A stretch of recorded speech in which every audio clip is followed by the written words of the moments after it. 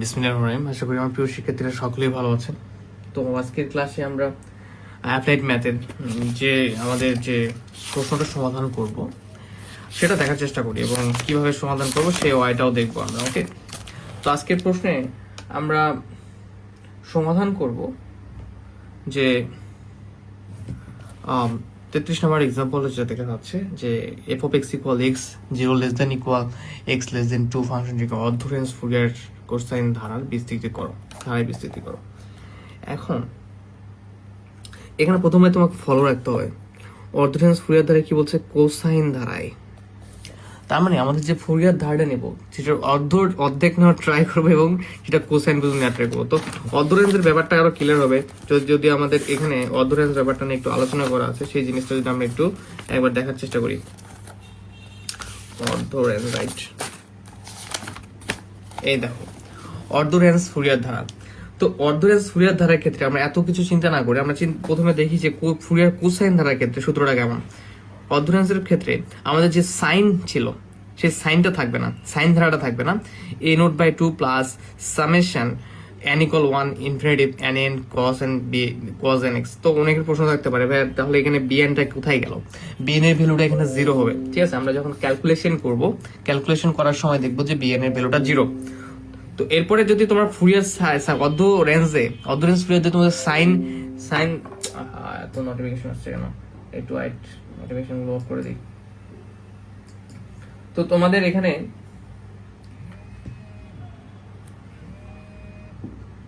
Okay fine. তো Fourier ধারার ক্ষেত্রে আমরা ফুরিয়ার সাইনের ধারার ক্ষেত্রে আমরা এই সূত্রটা ব্যবহার করবো যদি অর্ধরেঞ্জ ফুরিয়ার ধারার কথা বলে এবং প্রশ্ন যদি থাকে যে সাইন ধারা, সেক্ষেত্রে আমাদের যে এখানে হাফ তোমরা দেখতে পাচ্ছ এতটুকু সূত্রটা অ্যাপ্লাই করব। তো 1 নং শর্তের জন্য মানে কোসাইন ধারার জন্য এ নোটের সূত্রটা এরকম, বি এ এন এর সূত্রটা এরকম। তোমরা হয়তো অনেক পরিবর্তন কিছু দেখতে পারবা না, জাস্ট হচ্ছে যে আমাদের আগের সূত্রগুলো সেগুলোই, এখানে শুধু 2 ইউজ করা হয়েছে 2/π। তো তেমন কোনো পরিবর্তন নাই এবং 2 এর সূত্রে আমরা শুধু বিএনটা পাবো, কেননা সূত্র বিএনটাই রয়েছে, রাইট। তো তোমরা এখন দেখো আমরা কিভাবে সমাধান করি। তার আগে একটা কথা বলি যে আমাদের কিন্তু আজকে ক্লাসের মাধ্যমে মোটামুটি সব ধরনের টপিক শেষ করে ফেলতেছি। তো দেখো এখানে যখন হচ্ছে এটা কিসের ক্ষেত্রে বলতো, এটা হচ্ছে যখন মাইনাস থেকে পাই পর্যন্ত সেই ধারার ক্ষেত্রে কিন্তু অলওয়েজ পাই, রাইট। তো এটা হচ্ছে আমাদের কি -π থেকে এই পাই পর্যন্ত। আর যখন ধরো যে এরকম থাকবে এই যে 0 থেকে 2 পর্যন্ত, সেক্ষেত্রে আমাদের সূত্রটার কোয়ালিটি কেমন হবে, সেক্ষেত্রে আমাদের এই 2/π এর জায়গায় আসবে এল, কারণ এল এর ভ্যালুটা হয়ে যাবে তখন কত, এখানে 0 থেকে 2 এল এর ভ্যালুটা হয়ে যাবে আমাদের কত 2। ঠিক আছে, বুঝতে হবে। তো জাস্ট সিম্পল ব্যাপার, এগুলো বোঝার মতো কিছু নাই, তোমরা এমনিতে নিজেরাই বুঝতে পারবা। যেমন ধরো যে এখন নির্দিষ্ট কোনো ইয়ে নাই, মনে করো যে সেক্ষেত্রে আমাদের ধারাগুলো কোসাইন ধারাটা এরকম।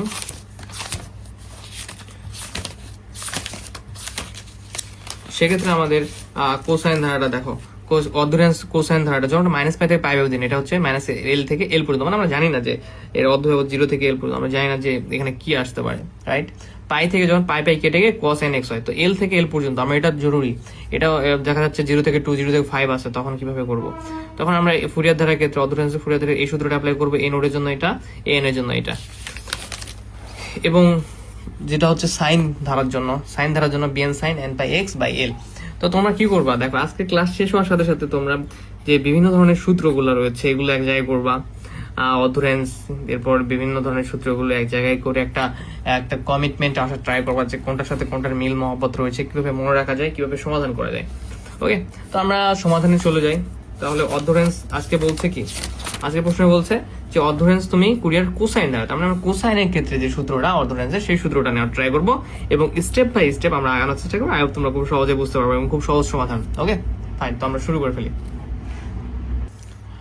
আচ্ছা, এখন আমরা আমাদের যে এক্সাম্পল 33 ছিল সেটার দিকে লক্ষ্য রাখি এবং আমরা সেটা সমাধান করি। তো সমাধান এদের মধ্যে হয়তো বা অনেকেই এটা পারবা যারা নিজে নিজে ট্রাই করবা। তো ধরি এটা কি বলতেছে, অর্ধ রেঞ্জ ফুরিয়ার কোসাইন ধারাটি। ধারাটি কেমন, এফ অফ এক্স ইকুয়াল হচ্ছে a naught by two plus summation infinity n equal 1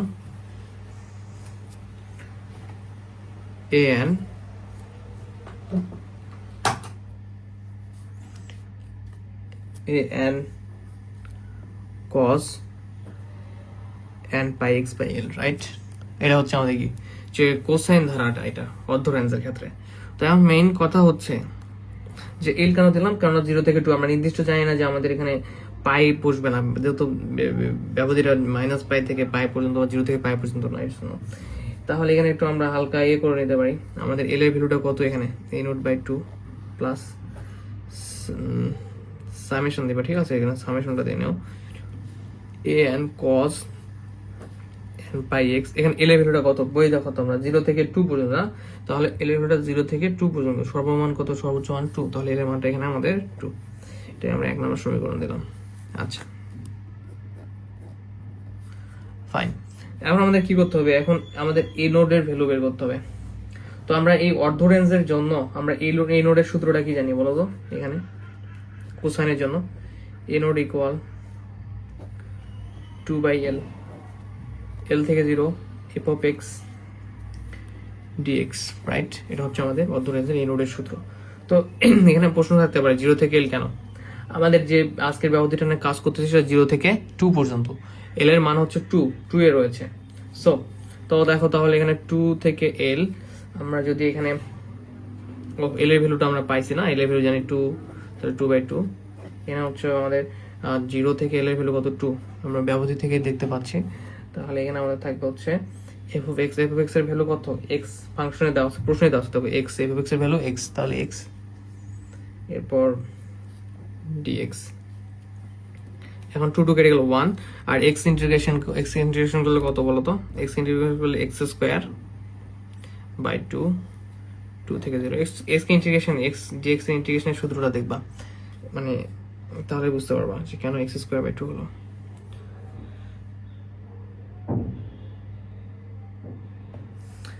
এখন আমরা কি করতে হবে, সর্বোচ্চ পাওয়ার যেটা সেটা হচ্ছে এক্স এর এখানে দিতে হবে। তাহলে দাও, তাহলে পাওয়ার 2 ইউজ করো, 2 স্কোয়ার বাই 2 মাইনাস লিমিট বসাচ্ছি, লোয়ার লিমিট বসানোর সময় 0 বসাও, তাহলে 0 বাই 2।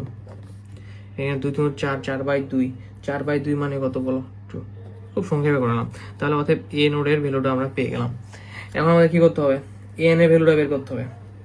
তা বি এন দরকার নেই আমাদের, এখানে এ নোড এবং এ এন ভ্যালু বের করলে আমাদের হয়ে যাবে। তো এবং এ এনটাই হচ্ছে আমাদের একটা একটু ক্রিটিক্যাল লাগতে পারতো আমাদের কাছে, এটা একটু বেশি মনোযোগ সহকারে দেখো।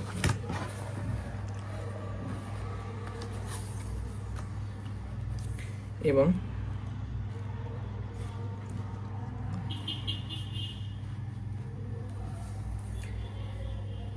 এ এন হচ্ছে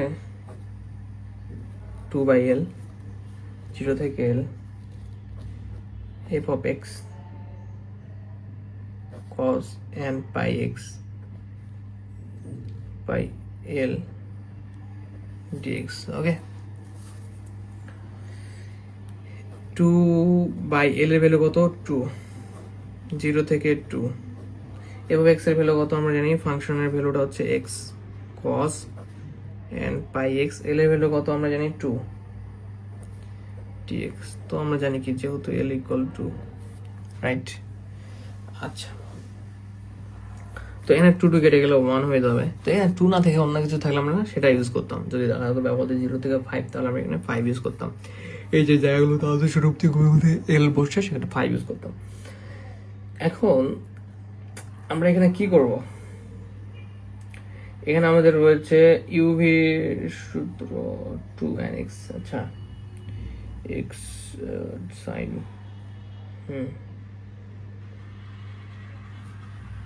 দেখো এখানে, আচ্ছা আমার মনে হয় যে ভিডিওটা মিউট ছিল, এখান থেকে মিসিং হয়ে গেছে। তো তোমরা আমি যে কথাগুলো বলছি যে এ এন এর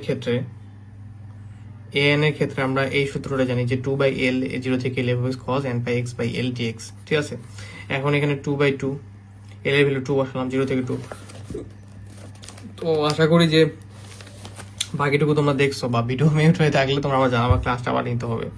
0 থেকে 2 এল এর ভ্যালু বসালাম, এল এর ভ্যালু এখানে বসালাম, আমাদের এন এর সূত্রে অর্ধ কোরিয়ার কোসাইনের ক্ষেত্রে এল ইকুয়াল টু এখানে লিখে দিলাম। এখন দেখো এখানে কি করতে হবে, ইউভি ইন্টিগ্রেশনের যে ইউভি সূত্র সেটাই 2 কেটে গেলে 1, আর ইন্টিগ্রেশনের ইউভি সূত্র কি, এক্স যেমন আছে তেমন থাকবে, cos nx/2 ইন্টিগ্রেশনের সূত্র কি দেখো, cos nx ইন্টিগ্রেশন dx এর সূত্র কি, cos sin nx/n, ঠিক আছে, সূত্র কি sin nx/n, রাইট, আমরা জানি সকলেই। তাহলে এখানে আমাদের সেম ব্যাপার ঘটবে যে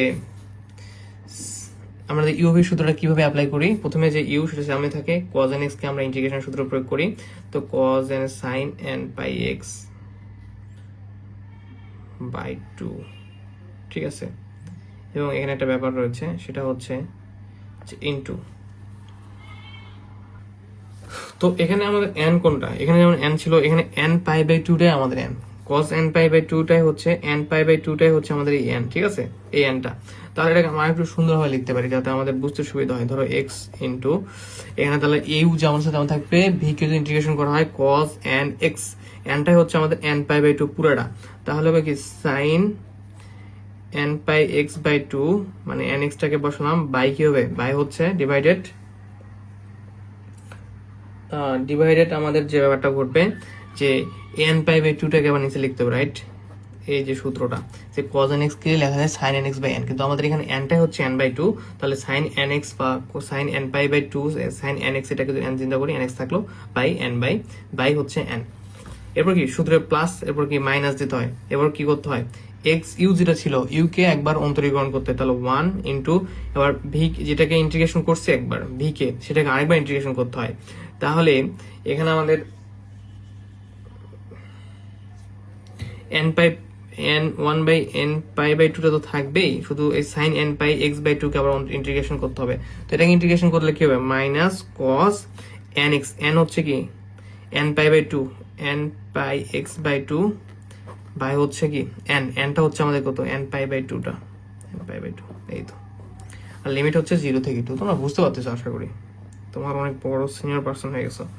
দেখো আমরা ক্যালকুলেশন করি, তো n pi/2 টা এখানে ভাগ অবস্থা রয়েছে, এটাকে গুণ করে যদি দেই উল্টাই উপরে চলে যাবে না, 2টা উপরে চলে যাবে, ভাগটাকে গুণ করে দিলে n pi টা নিচে আসবে, তাহলে x এর সঙ্গে আমরা 2টা দিলাম, তাহলে 2x বাই হচ্ছে এই যে n pi, ঠিক আছে, মানে ভাগ আছে গুণ করে উল্টাই দিচ্ছি, আর এখানে থাকবে তাহলে কত, sin n pi x/2, এই মাইনাস আর এই যে সূত্রের sin nx/n এর সূত্রটা কি, nx/n এর sin nx এর ইন্টিগ্রেশনের সূত্র হচ্ছে মাইনাস cos nx/n, তো এখানে মাইনাস চলে আসছে, এটার ইন্টিগ্রেশনের সূত্র করার ফলে, আর এখানে 1/n/2 টা হচ্ছে ধ্রুবক ছিল, এটাকে বাইরে নিয়েছি ডিভাইডেড অবস্থায়, তাহলে এখানে মাইনাস হচ্ছে প্লাস, এখানে আমাদের n/2, এখানে n/2 রয়েছে, তাহলে দুটো n/2 মিলে কি হয়ে যাবে বলতো, n/2 হোল স্কয়ার, এটাও n/2 দুটো গুণ আছে, তো এটা ভাগ আছে গুণ করে উল্টে দিলে উপরে 2 চলে যাবে, নিচে আসবে n pi, আর এই যে দুইটা থাকার কারণে হোল স্কয়ার, এখানে থাকবে কত আমাদের cos n pi x by হচ্ছে 2, এটা হচ্ছে কত 0 থেকে 2 ব্যবধি, রাইট। আচ্ছা আমরা এখন একটু এখানে ফোকাস দিই, দেখো আমরা কতদূর পর্যন্ত আসলাম, এই যে আমরা যে ক্যালকুলেশন করে এই পর্যন্ত আসি, রাইট, তাহলে আমরা কি করবো, এই যে 0 থেকে 2 লিমিটের ভ্যালুগুলো বসাবো, তাহলে দেখো লিমিট এখানে 2 বসলে 4 হয়ে যাবে, 2 2 4, আমরা লিমিট লন বসাবো, এখানে 2 বসলে 2n pi হয়ে যাবে বাই 2, এখানে 2n pi/2 হয়ে যাবে, ঠিক আছে, তো আমরা এই লিমিটগুলো বসাবো জাস্ট, এবার 0 বসাবো, এখানে 0 বসলে 0 পুরোটা, এখানে 0 বসলে cos n pi 0, মানে পুরোটা cos 0 হয়ে যাবে, ঠিক আছে, আমরা এখন এই অংশগুলো কাজ করব, তো তোমরা একটু পরবর্তী পেজে যাচ্ছি, জাস্ট লিমিটগুলো বসাবো, তোমরা যে বুঝতে পারবে।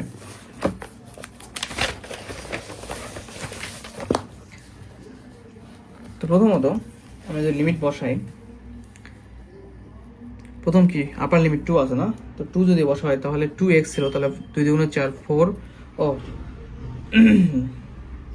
4n pi ইন্টু sin, এখানে 2n pi x ছিল, তাহলে 2n pi x এর ভ্যালু 2 বসালে বাই 2 প্লাস, এরপর কি ছিল বলো তো, 2 স্কোয়ার n pi না দিতে পারো, তাহলে 4n স্কোয়ার pi স্কোয়ার, আপার লিমিট বসছে, এরপর ছিল cos, এখানে ছিল n pi x, তাহলে x এর ভ্যালু 2 বসলে 2n pi 2n পাই পাই হচ্ছে 2, তোমরা লিমিটটা আর কি বসাবা দেখে দেখে।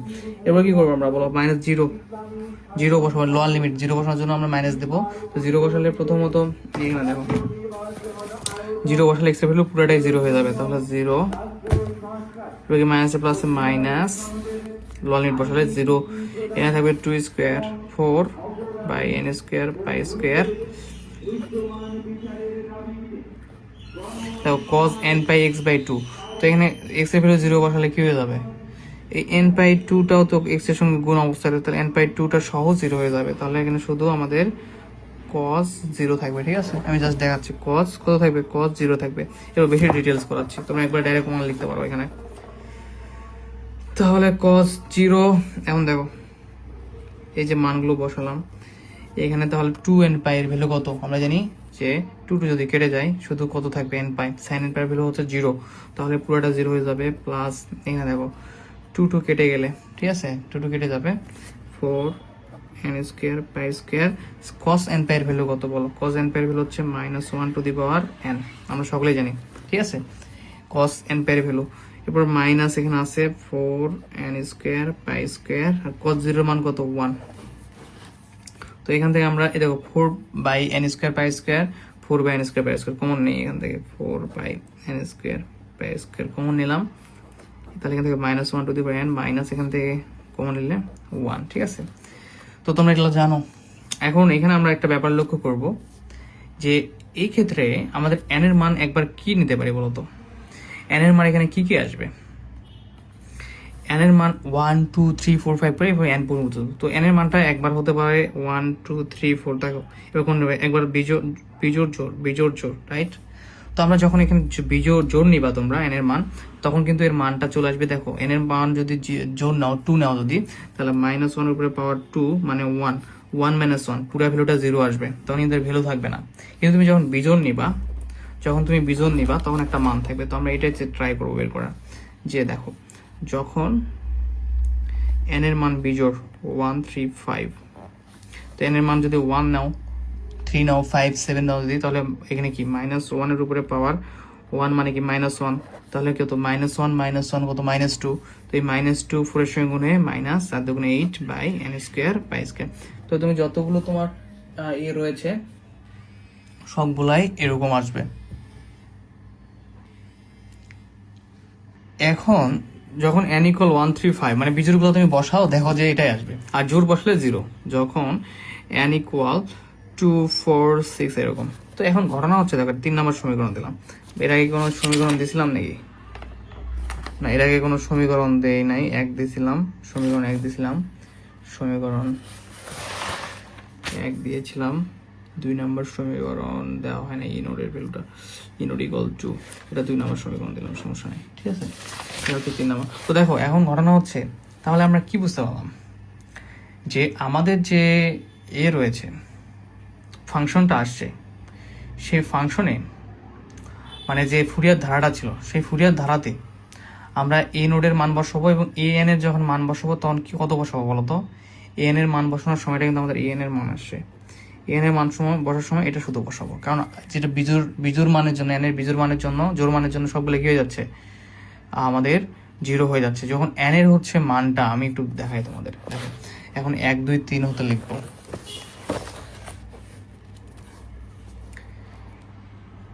এখন 1 2 ও 3 হতে পাই, তাহলে 1 2 3 হতে কি পাবো দেখো তো, f(x) = কি ছিল, প্রথমত ছিল a নোট বাই 2, তো a নোটের ভ্যালু পাইছি 2, তাহলে 2/2, ঠিক আছে, মাইনাস আমাদের ফাংশনটা কি ছিল প্লাস ছিল, কিন্তু ঘটনা হচ্ছে মাইনাস কেন হলো, কেননা দেখো আমরা যখন, আচ্ছা প্লাস দিয়ে তোমাদের ধীরে ধীরে বোঝাই, দেখো এখন দেখো সামেশন n = 1 না, তাহলে n এর মান প্রথমে 1 বসাও, তাহলে এখানে কি হয়ে যাবে, এ n এর ভ্যালুটা আমাদের বসাতে হবে, রাইট।